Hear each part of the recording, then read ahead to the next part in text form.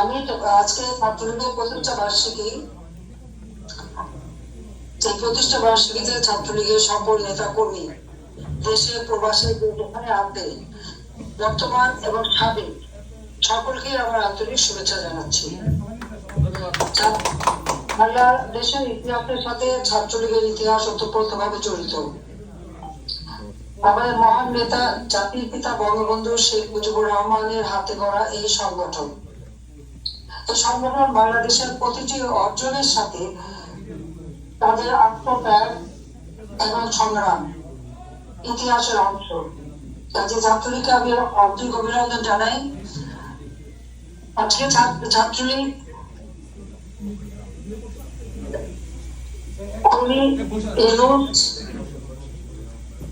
তার মেটিকুলাস ডিজাইনের মাধ্যমে ক্ষমতা সে দখল করেছে, দখল করে ছাত্রলীগকে নিষিদ্ধ ঘোষণা করেছে। আজকে নিষিদ্ধ ঘোষণা যাদের জন্য যে সমস্ত কারণে করা হয়েছে, এখন দেখা যাচ্ছে এরা অধিকাংশ এই ছাত্রলীগের থেকেই উৎপত্তি, কিন্তু তারা পয়সার কাছে বিক্রি হয়ে আদর্শচ্যুত হয়ে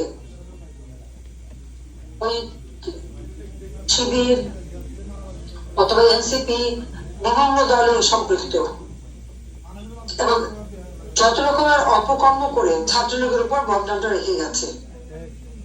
এবং যে অজুহাতে ছাত্রলীগকে নিষিদ্ধ করেছে সেইটা যদি ধরা হয়, তাহলে এরা যখন ছাত্রলীগের সঙ্গে সম্পৃক্ত ছিল, যখন এই ঘটনাগুলি ঘটেছে বা যেগুলি অভিযোগ এনেছে, সেই অভিযোগ তো আজকে যে শিবিরের ছাত্র বা যারা মহিলাদের উপরে আক্রমণ করছে, অথবা আপনাকে হত্যা করেছে, অথবা হলে হলে ছাত্রদের উপরে নির্যাতন করেছে বা যে সমস্ত অপকর্ম করেছে, এটার তো দায়ী এরাই।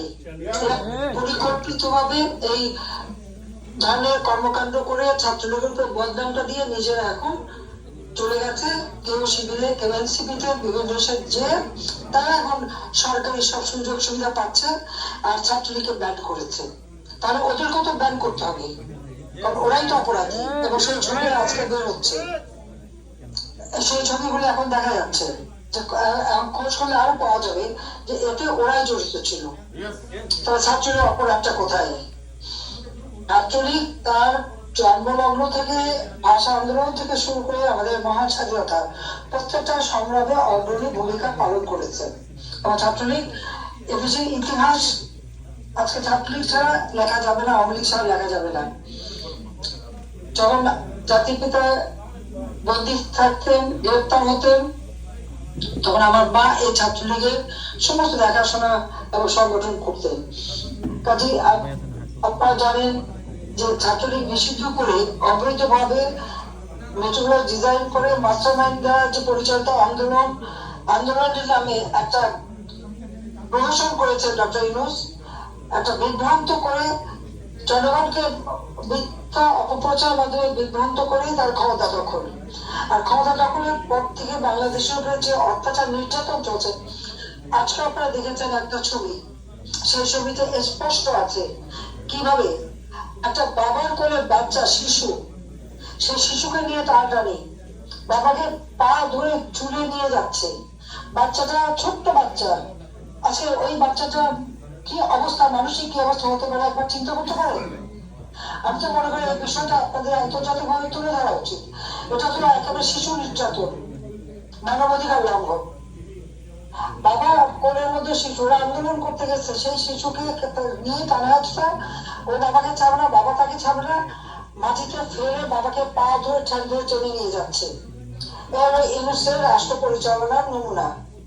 এইভাবে একের পর এক মানবাধিকার লঙ্ঘন করে যাচ্ছে। কিছুদিন আগে শিক্ষার্থীরা, আপনারা জানেন যে শিক্ষকরা, প্রাইমারি শিক্ষকরা তারা আন্দোলন করছিল, সেখানে এরকম বাচ্চা করে মা তার উপরে গরম পানি মারলো, বাচ্চাটাকে কোনো মতে, বাচ্চাটা বেঁচে গেছে, মা কিন্তু পরে হাসপাতালে মারা গেছে। সেই আন্দোলন সংগ্রামের সঙ্গে সম্পূর্ণ জড়িত ছিল, তো তার কিন্তু তার মৃত্যু হয়েছে, সে মারা গেছে। এবং আজকে দেখা যাচ্ছে ইউনূসের ক্যাডার বাহিনী, অর্থাৎ ইউনূসের যে গুন্ডা বাহিনী থানায় বসে ওসিকে শাসাচ্ছে যে থানা আগুন দিয়ে সে পুড়িয়েছে এবং এসআই কে আগুন দিয়ে পুড়িয়ে হত্যা করেছে। এবং তার লোক না ছাড়লে এই ওসিগুলোর একই অবস্থা হবে, সে জামিন পেয়ে যায়। তার মানে হচ্ছে কি, এই যতগুলি হত্যাকাণ্ড 2024 সালের 15 জুলাই থেকে হয়েছে এবং যারা পুরো অগ্নিসন্ত্রাস হয়েছে সবকিছু ডক্টর মোহাম্মদ ইউনূসের মেটিকুলাস ডিজাইনের অংশ। সে ঘটনাগুলি ঘটিয়েছে আর সব দোষগুলি আমাদের উপরে। এবং আপনারা দেখবেন তারা এই অপরাধী যারা তাদেরকে ইন্ডেমনিটি দিয়েছে, কিন্তু মামলা সব আওয়ামী লীগের মধ্যে, আমাদের মধ্যে। আমাকে তো মৃত্যুদণ্ডই দিয়ে দিল, কিন্তু এখন তো দেখা যাচ্ছে এই মৃত্যু হত্যার সাথে আমি তো জড়িত না, এই হত্যার সঙ্গে জড়িত ইউনূস নিজে। তা সেই পরিকল্পিত এটা করেছে, তার মাস্টার মাইন্ডেরা এই ঘটনাগুলি ঘটিয়েছে। আচ্ছা, আমি আমার ছাত্রলীগের ছেলেমেয়েদের বলবো, আজকে শুধু ছাত্রলীগ নেই, ছাত্রলীগ, যুবলীগ, আওয়ামী লীগের যারাই আছেন তাদেরকে একটা জিনিসের প্রতি লক্ষ্য রাখতে হবে যে আওয়ামী লীগ জনগণের উপর আস্থা রাখে, বিশ্বাস রাখে। আওয়ামী লীগ জনগণের ভোটে নির্বাচিত হয়ে সবসময় ক্ষমতা এসেছে, পিছনে দরজা দিয়ে ইউনূসের মতো ক্ষমতা দখল করে নাই। আওয়ামী লীগ গণতন্ত্রে বিশ্বাস করে, সাংবিধানিক রীতিনীতিতে বিশ্বাস করে। আওয়ামী লীগ সবসময় জনগণের অধিকারে বিশ্বাস করে, সংগ্রাম করে, আন্দোলন করে আওয়ামী লীগ এদেশের মানুষের গণতান্ত্রিক অধিকার নিশ্চিত করেছে। জাতির পিতা বঙ্গবন্ধু শেখ মুজিবুর রহমানের নেতৃত্বে দীর্ঘ সংগ্রামের পথ বেয়ে আমরা স্বাধীনতা অর্জন করেছি। আমি আজকে দিয়ে জাতির পিতা ছাত্রলীগের প্রতিষ্ঠাতা, তার প্রতি শ্রদ্ধা জানাচ্ছি। শ্রদ্ধা 15 আগস্ট আমার মা কামাল জামাল রাসেল, কামাল জামালের অপরিণীতা স্ত্রী সুলতানা কামালের রোজি জামান, আমার একমাত্র চাচা শেখ আবুল হাসেন, ছাত্রলীগের নেতা, প্রাক্তন নেতা শেখ ফজলুল হক মনি মুক্তিযোদ্ধা এবং 15 আগস্টে আরো যারা শহীদ হয়েছেন, আমি তাদের আত্মার মাগফিরাত কামনা করি। সব প্রতিটি সংগ্রামে ছাত্রলীগের যারা জীবন দিয়েছে তাদের স্মরণ করি। এবং ডক্টর মোহাম্মদ ইউনূসের হাতে আমাদের ছাত্রলীগের অগণিত নেতা কর্মী যারা মৃত্যুবরণ করেছে, সেই সাথে যুবলীগ, আওয়ামী লীগের নেতা কর্মীরা, সহযোগী সংগঠনের যারা জীবন দিয়েছে এবং ছাত্র, শিক্ষক, আইনজীবী, সাংবাদিক, সাংস্কৃতিক কর্মী যাদেরকে নির্মমভাবে এই ইউনূস হত্যা করিয়েছে, আমি তাদেরও আত্মার মাগফিরাত কামনা করি। আজকে আমার একটাই কথা, ছাত্রলীগকে আরো শক্তিশালী করতে হবে। তাই ছাত্রলীগের আদর্শ, ইতিহাস এবং ছাত্রলীগ অর্জন, এটা মানে আমার মনে হয় প্রত্যেকটা শিশুকাল থেকেই প্রত্যেকটা ছাত্র ছাত্রীকে ছাত্রলীগের এই ঐতিহ্য, ইতিহাস তাদেরকে জানানোর ব্যবস্থা করতে হবে। একই সাথে আমরা মহান মুক্তিযুদ্ধের মধ্যে দিয়ে দেশ স্বাধীন করেছি, মুক্তিযুদ্ধের চেতনা এবং আদর্শ এবং ত্যাগের ইতিহাস এবং জাতির সামনে তুলে ধরতে হবে। যে ইতিহাস আজকে বিকৃত করা হচ্ছে, যে ইতিহাস আজকে মুছে ফেলা হচ্ছে। ফ্যাসিস্ট ইউনূস জঙ্গি, সন্ত্রাসী এবং হত্যাকারীদের অস্ত্র ও চোরাকারবারীদের মুক্তি দিয়ে দিয়েছে। এই হামলাকারী, হলি আর্টিজেনের আক্রমণকারী, যাদের সাজা হয়েছিল, বিচার হয়েছিল, তাদের সবাইকে মুক্তি দিয়েছে। অর্থাৎ তার শক্তির আধার হচ্ছে এই সন্ত্রাসী জঙ্গিরা। সে জনগণের শক্তিতে বিশ্বাস করে, তাই জনগণের উপর মানে অত্যাচার, নির্যাতন। কাজে এখানে যারা আজকে ইউনূসের যারা সেই 15 জুলাই থেকে যারা শহীদ হয়েছে, মারা গেছে, তাদের সমস্ত তথ্য সংগ্রহ করা, প্রত্যেকটা ইউনিয়ন পর্যায় পর্যন্ত আমাদের নেতা কর্মীদের উপর যে জুলুম অত্যাচার চলছে, ছাত্রলীগের পাইনি, বাবা মাকে পেয়েছে, মৌলভীবাজারে কয়েকদিন আগে আপনারা দেখেছেন 2 ভাইকে কিভাবে নির্মমভাবে হত্যা করলো এবং পরিবারের অন্য সদস্যদের উপর আক্রমণ, মেয়েদেরও রেহাই দেয়নি। মা আর চাচিকে মৌলভীবাজারে কিভাবে পুড়ে মারলো। এই বিভৎস তথ্যগুলি, এগুলি সংগ্রহ করা, এগুলি আন্তর্জাতিক প্রত্যেকটা মানবাধিকার সংগঠন, জাতিসংঘ প্রত্যেকের কাছে জানানো।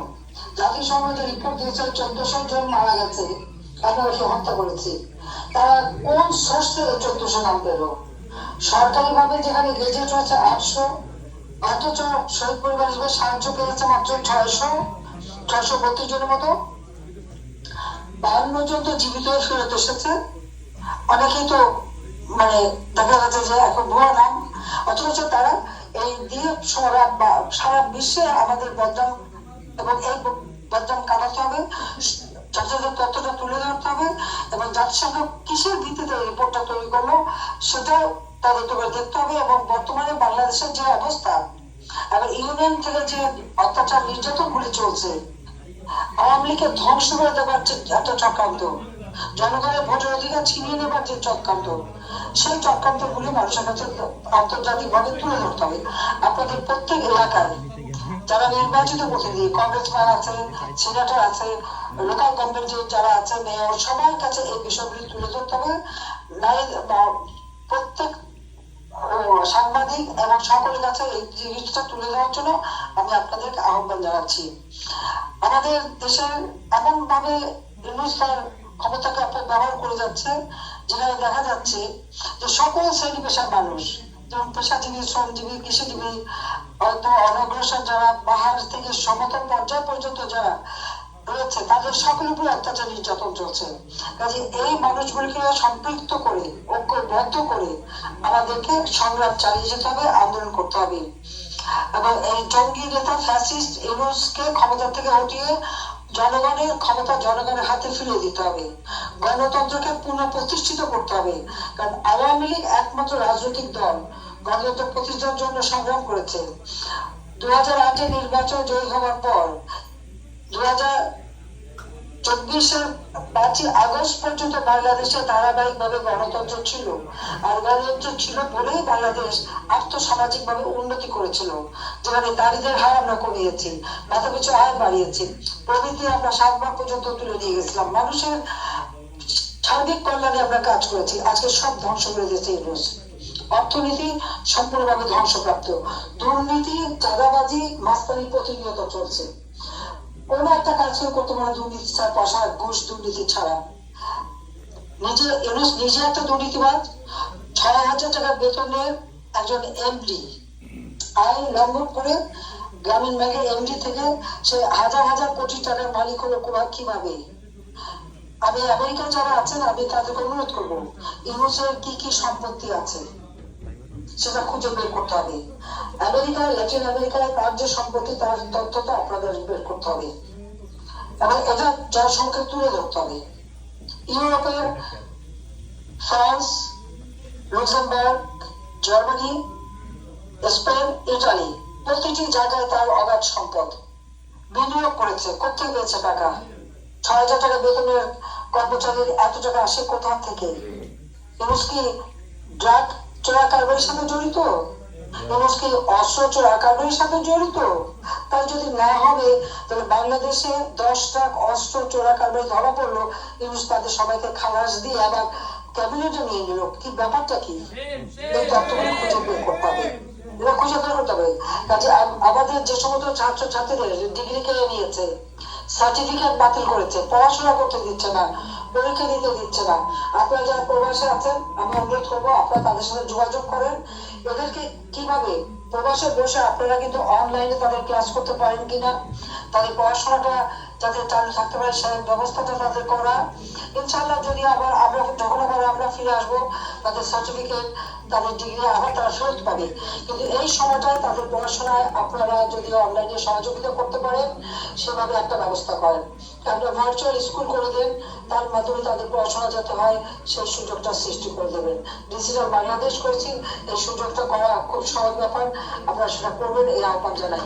আমি আবারও বলি যে বাংলাদেশ গণতান্ত্রিক দেশ, বাংলাদেশ মানুষের অধিকার নিশ্চিত করা দেশ, এবং সেটা একমাত্র আওয়ামী লীগ ক্ষমতা থাকলেই মানুষের গণতান্ত্রিক অধিকার নিশ্চিত থাকে। আওয়ামী লীগ ক্ষমতায় থাকলেই বাংলাদেশের মানুষের আর্থসামাজিক উন্নতি হয়। বাকি যখনই যারা ক্ষমতা এসেছে, দেশের মানুষকে শোষণ করেছে, বঞ্চিত করেছে, মানুষের জীবনের কোনো মায়া তাদের কাছে নাই, নির্বিচারে হত্যা চালিয়েছে। এই নিউজ আজকে নির্বিচারে গণহত্যা করছে, কারণ আওয়ামী লীগ সংগঠনটাকে শেষ করতে চায়। আওয়ামী লীগের যারা আছে তাদেরকে নির্বিচারে হত্যা নির্যাতন করে যাচ্ছে। প্রকাশ্য দিবালোকের কুপিয়ে হত্যা করা, আগুন দিয়ে পুড়িয়ে সংখ্যালঘুদের হত্যা করা এবং তাদের পরিবারের উপরে জুলুম অত্যাচার, আওয়ামী লীগের প্রত্যেকটা পরিবারের উপরে জুলুম অত্যাচার, এটা গণহত্যা ছাড়া আর কি হতে পারে? কাজে এর বুঝলে আপনাদের সারা বিশ্বব্যাপী এই ফ্যাসিস্ট ইউনূস তার যে অপকর্মগুলি, এটা জনগণের কাছে তুলে ধরা এবং সেই সাথে সাথে গণতন্ত্র ফিরিয়ে আনার জন্য প্রচেষ্টা চালানো। আজকে নির্বাচন দিয়েছে, আওয়ামী লীগ নির্বাচন করতে পারবে না, নৌকা মার্কা নাই ব্যালটে। যে ব্যালটে নৌকা মার্কা নাই, যেখানে আওয়ামী লীগ নাই, সেখানে আওয়ামী লীগের কোন নেতা কর্মী কেউ বা ভোটাররা কোন সাধারণ ভোটার ভোট দিতে যাবে না। এলাকায় অবশ্যই পাঠিয়ে দেবেন যে যেখানে আওয়ামী লীগ ইলেকশন করতে পারছে না, সেখানে আওয়ামী লীগের ভোটাররা কেন ভোট দিতে যাবে? জামাত বিএনপি যে প্রত্যেক পরিবারের উপর তারা হামলা চালাচ্ছে এবং তাদেরকে ওয়ার্নিং দিচ্ছে, ভোট কেন্দ্রে না গেলে তাদের বাড়িঘর পড়াবে, তাদের উপরে নির্যাতন করবে। ভোট মানুষের অধিকার, আমার ভোট আমি দেবো, যাকে খুশি তাকে দেবো, এই নীতিতে এরা বিশ্বাস করে না। এরা চুলো অত্যাচার করে ভোট নিতে চায়। কাজে এই বিষয়টাও আজকে যে নির্বাচন নামের যে প্রহসন, এটা আপনার মনে হয় আন্তর্জাতিক সংস্থাগুলির কাছে আপনাদের তুলে ধরা একান্তভাবে দরকার। সংখ্যালঘুদের ঠিক একই চাপ দিচ্ছে, তাদের নাম লিখে নিচ্ছে, ভোট দিল কিনা এবং বলে দিচ্ছে ভোট দিতে যাবে তাদের প্রকাশ্য তাদের সামনে ভোট দিতে হবে। যেখানে জামাত বিএনপি, শুধুমাত্র জামাত বা বিএনপি কে ভোট দিতে পারবে, আর কাউকে দিতে পারবে না। এর নাম কি নির্বাচন? এটা কি অবাধ নিরপেক্ষ নির্বাচন? আমাদের 24-এর নির্বাচন নিয়ে যে কথা তোলে, তো এখন তারা কি করছে? তার থেকে জঘন্য কাজ করে যাচ্ছে, কারণ আমরা তো এরকম করিনি। এই নির্বাচন অবাধ, সুষ্ঠু, নিরপেক্ষ হয়েছে। বিএনপির নির্বাচন বয়কট করেছে, অন্য দলগুলি বয়কট করেছে। আওয়ামী লীগ তো নির্বাচন বয়কট করে না, আওয়ামী লীগ নির্বাচন করতে চায়। আওয়ামী লীগকে নির্বাচন করতে দিতে হবে। যেখানে 50% উপর মানুষ আওয়ামী লীগকে ভোট দেয়, তো সেখানে আওয়ামী লীগ বাদে ভোট হয় কিভাবে? তার মানে যারা ভোটার তাদেরকে বঞ্চিত করা হচ্ছে। এই বঞ্চিত বিষয়টা আপনাদের তুলে ধরে আমরা জনমত সৃষ্টি করেন এবং এই খুনি সুদ করে রোজ একে ঘটিয়ে বাংলাদেশের গণতন্ত্র আবার পুনঃপ্রতিষ্ঠা করে মানুষের আর্থসামাজিক উন্নতি করবার জন্য সকলে আন্দোলন সংগ্রাম এগিয়ে নিয়ে যান। আপনাদের সবাইকে ধন্যবাদ জানাচ্ছি। সেটা আর একটা বলবো যে প্রবাসীদের আমি আন্তরিক ধন্যবাদ জানাই। আজকে নির্যাতিত প্রতিটি পরিবারের পাশে আপনারা আছেন। কাজে আপনারা যারা জেলে আছেন, যারা ঘর বাড়ি পুড়িয়ে যাদেরকে একেবারে নিঃস্ব করে দিয়েছে, তাদের পাশে আপনারা সবসময় থাকবেন, তাদেরকে আরো সাহায্য করবেন এবং তাদের পাশে আপনারা দাঁড়াচ্ছেন বলেই আজকে এখনো মানুষ কিন্তু অন্তত মানে জীবনে বেঁচে থাকতে পারছে। সেই জন্য আমি প্রবাসী সকলকে আন্তরিক ধন্যবাদ জানাই এবং কৃতজ্ঞতা জানাই যে আপনারা এইভাবে মানুষের পাশে দাঁড়িয়েছেন, সবসময় নির্যাতিত মানুষের পাশে আছেন আপনারা। কাজে আপনাদের আবার সবাইকে আমি ধন্যবাদ জানাই। ছাত্রলীগ সহ অঙ্গ সহযোগী সংগঠনকে আন্তরিক ধন্যবাদ জানিয়ে ইনশাআল্লাহ দিন ফিরে আসবে, এই কারণে থাকবে না। আবার আমরা দিন ফিরে পাবো, বাংলাদেশের মানুষ আবার সুখের শান্তিতে হেসে খেলে বাঁচতে পারবে, আবার আমরা দেশকে উন্নত করতে পারবো।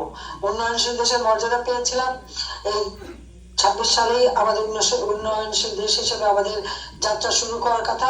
ইউনূস আমাদের সবকিছু ধ্বংস করে দিয়েছে। কারণ ধ্বংসের হাত থেকে দেশকে রক্ষা করতে হবে। বাংলাদেশ এখন ধ্বংসের কিনারে। বাংলাদেশের মানুষ আজকে অসহায়, নির্যাতিত, উপেক্ষিত। এই মানুষগুলোর মুখে ভাষা জোগাতে হবে, তাদের শক্তি সাহায্য জোগাতে হবে, তাদেরকে আবার সুন্দরভাবে বাঁচার সুযোগ করে দিতে হবে। একমাত্র আওয়ামী লীগই পারবে সেটা দিতে। সবাইকে ধন্যবাদ। জয় বাংলা, জয় বঙ্গবন্ধু।